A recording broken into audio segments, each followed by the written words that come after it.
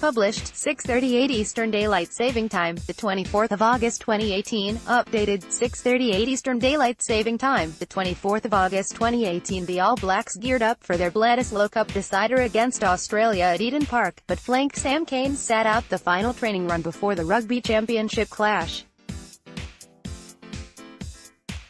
While the world champions expect him to take the field at Eden Park, his absence highlighted a lack of test-level depth at the position.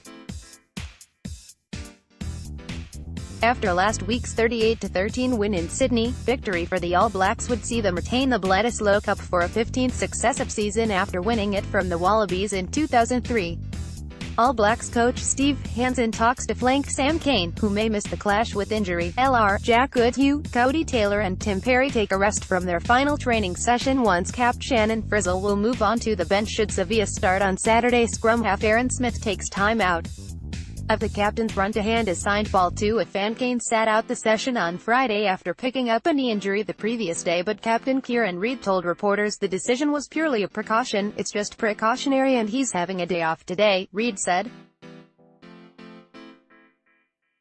At the moment he's still good to go. The injury, however, highlighted a wider concern for Steve Hansen's side, with Ardie Savea the only other specialist open-side flanker in the squad.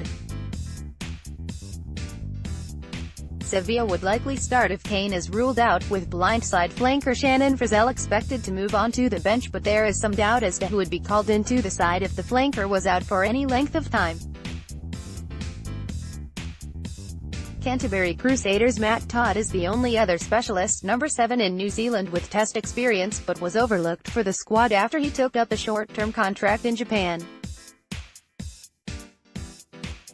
Nailau Mape leads an attacking drill and will start at 12 against Australia at Eden Park. Goodhue scored his first All Blacks try against Australia in their first Rugby Championship clash should Sam Cane miss the match. Ardie Savea is favoured to step in at open-side flanker after training. Prop Owen Franks is joined by his two sons Thomas L. and Beau R. at Eden Park. Otago Highlanders' Dylan Hunt played a non-test match against a French 15 on last year's end-of-season tour, while Wellington Hurricanes' Gareth Evans impressed in Super Rugby this year and was mentioned as a potential dark horse pick for the Rugby Championship squad.